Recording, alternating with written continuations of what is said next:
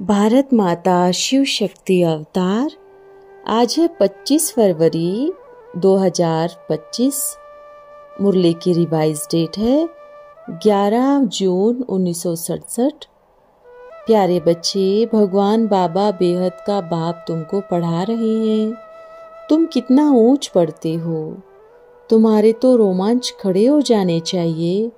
सिवाय तुम्हारे किसी को भी यह पता नहीं है। गीत है, आखिर वह दिन आया आज। बच्चों ने गीत सुना।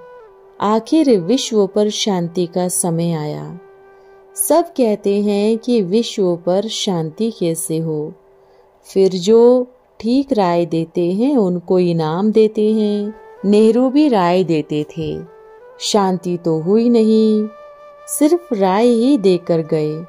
अब तुम बच्चों की बुद्धि में है कि किसी समय सृष्टि में सुख, शांति, पवित्रता सब थी।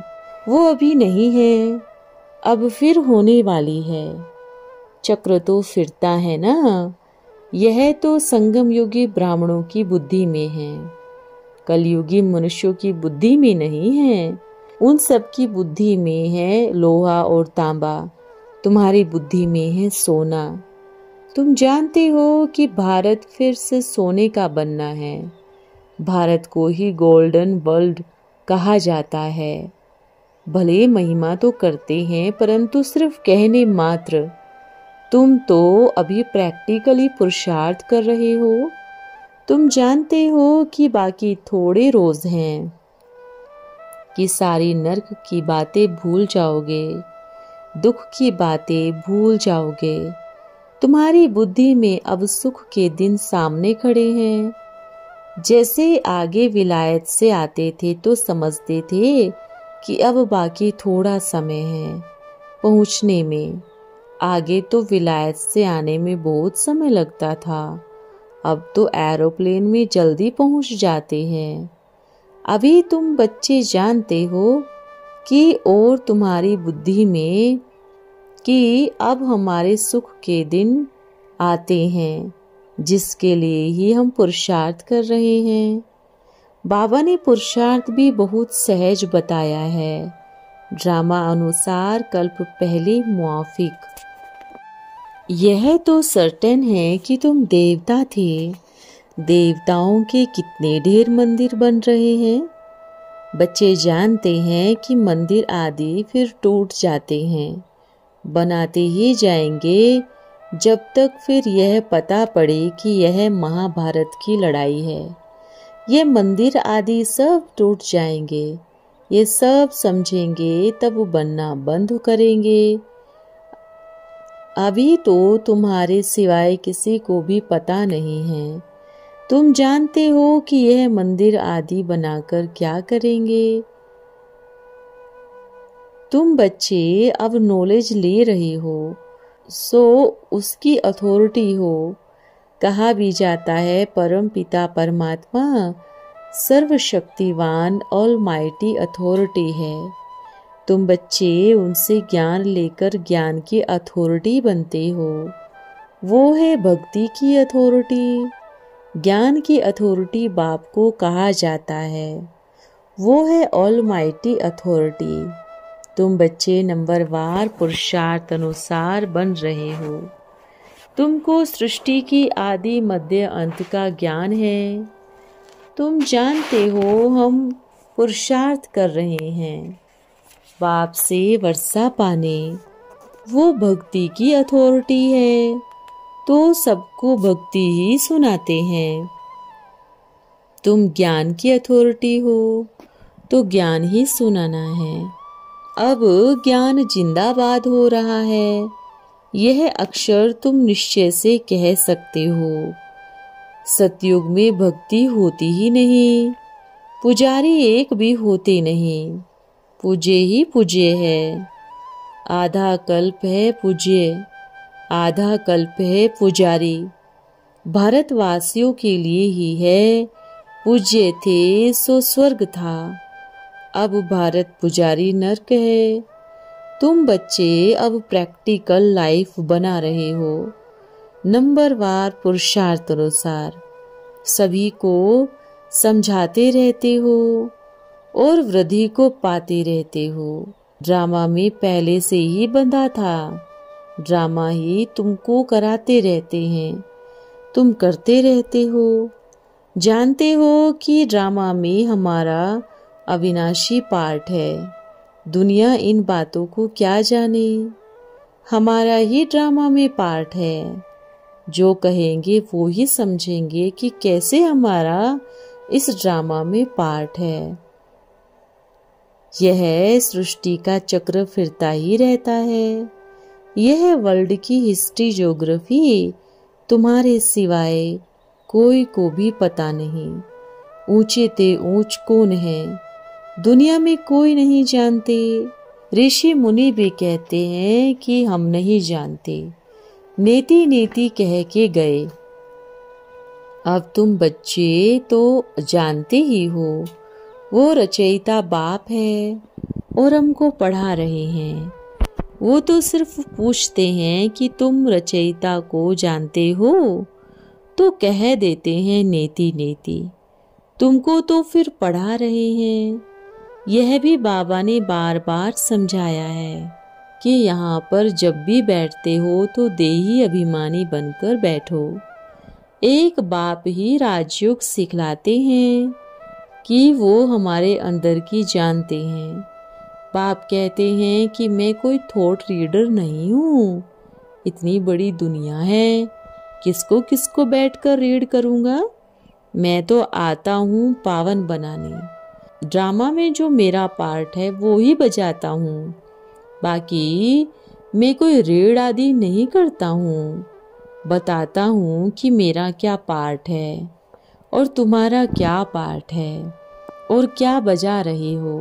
तुम यह नॉलेज सीखकर सिखाते हो।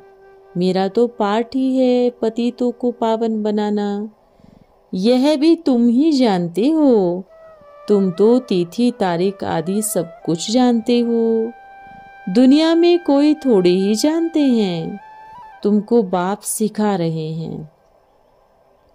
फिर जब यह चक्र पूरा करेंगे फिर बाप आएंगे। इस समय जो सीन चल रहा है वो फिर कल्प बाद चलेगा। एक सेकंड नहीं मिले दूसरे से। यह नाटक फिरता ही रहता है।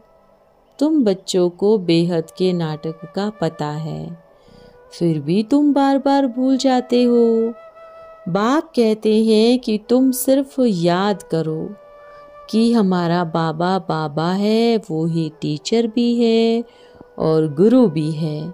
तुम्हारी बुद्धि उस तरफ चली जानी चाहिए। आत्मा खुश होती है बाप की महिमा सुनकर। सब कहते हैं हमारा बाबा बाबा है, टीचर है, वो पतित पावन सतगुरु है, वो ही सच्चा है। पढ़ाई भी सच्ची और पूरी है। उन मनुष्यों की पढ़ाई तो अधूरी है।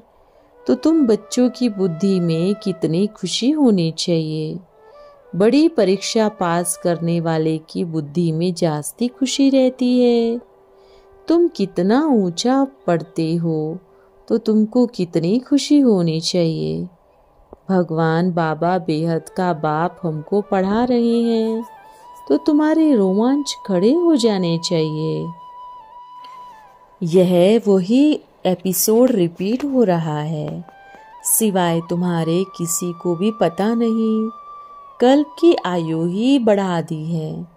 तुम्हारी बुद्धि में अब सारी 5000 वर्ष की स्टोरी चक्र खाती रहती है, जिसको ही स्वदर्शन चक्र कहा जाता है। सिर्फ बच्चे कहते हैं कि बाबा तूफान बहुत आते हैं, हम भूल जाते हैं। बाबा कहते हैं कि तुम इनको भूल जाते हो। तुम किनको भूल जाते हो? बाप जो तुमको डबल सिरताज विश्व का मालिक बनाते हैं, उनको तुम कैसे भूलते हो? दूसरे किसी को नहीं भूलते हो। स्त्री बाल बच्चे काका चाचा आदि सब याद होते हैं। बाकी इसी बाप को भूल जाते हो। तुम्हारे युद्ध इस याद में है। जितना भी हो सके याद करना है।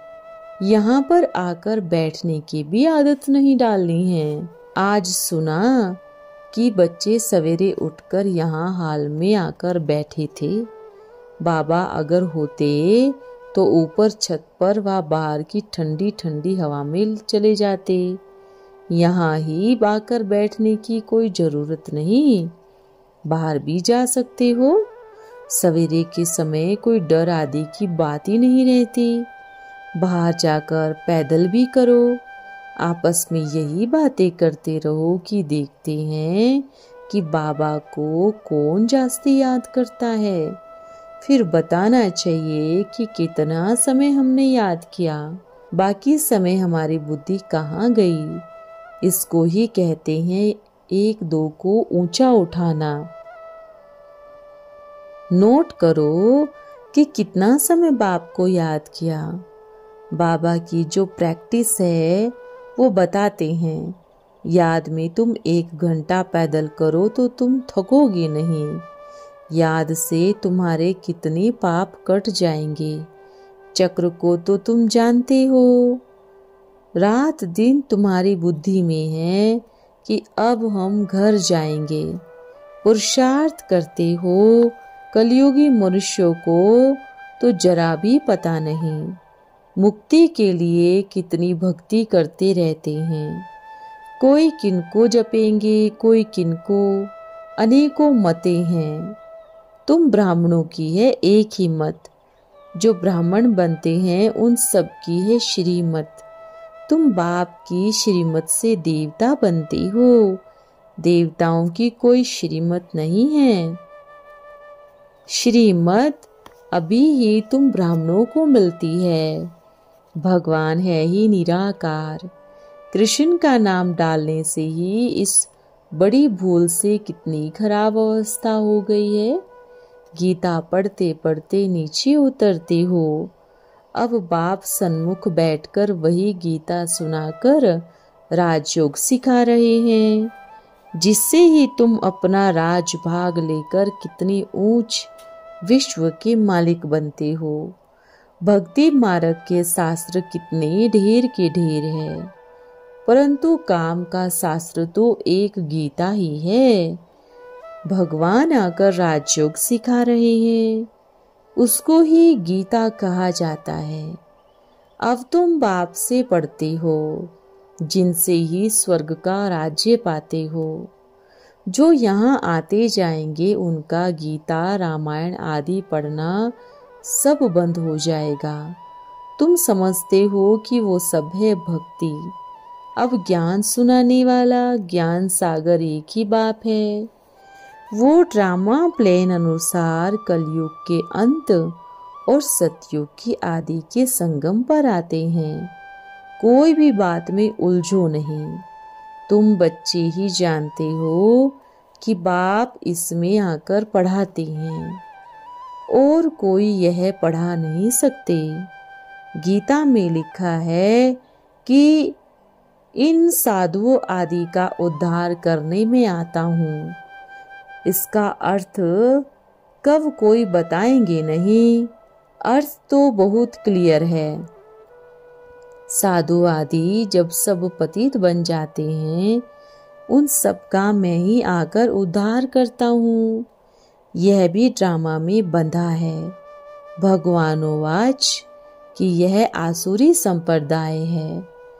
अब तुम बच्चों की एम ऑब्जेक्ट सामने खड़ी है। यह है ही नर से नारायण बनने की सत्य कथा।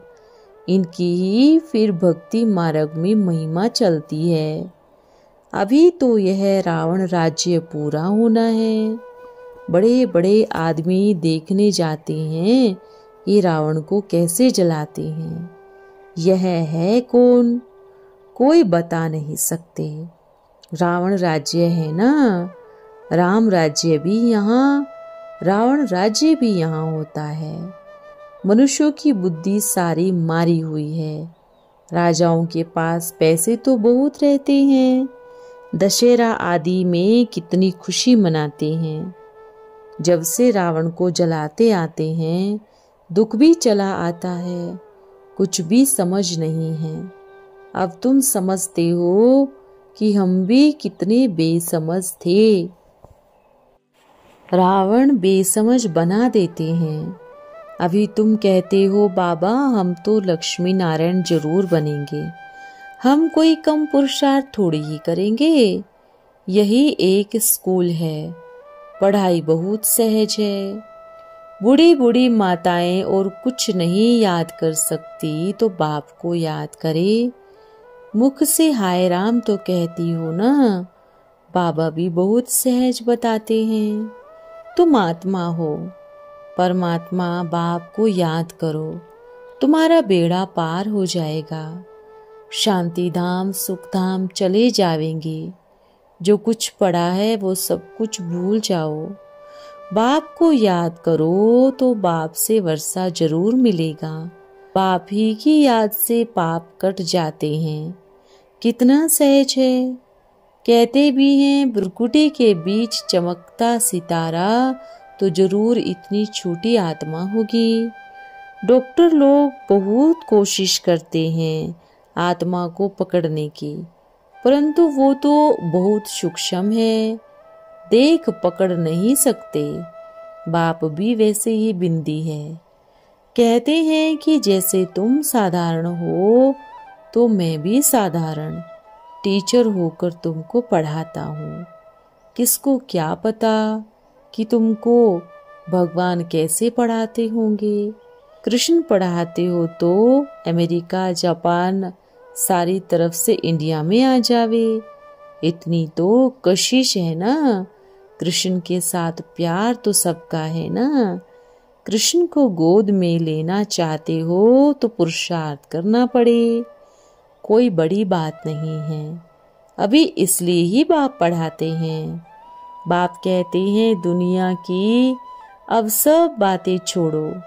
ऐसे कभी नहीं समझो कि हमारे पास तो करोड़ हैं लाख हैं, कुछ भी हाथ नहीं आएगा।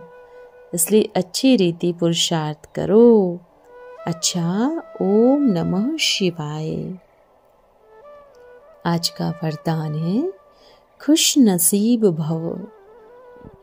तुम बच्चे सबसे खुश नसीब हो। जिसे सर्व प्राप्ति है उनको ही खुश नसीब कहा जाता है। तो चेक करो सर्व प्राप्ति में क्या कोई कमी है। सर्व प्राप्ति में मुख्य है श्रेष्ठ संबंध, श्रेष्ठ संपर्क, सच्चा स्नेह, सर्व प्रकार की प्राप्ति और सफलता। तो ये पांचों बातों को अपने में देखो। अच्छा, ओम नमः शिवाय।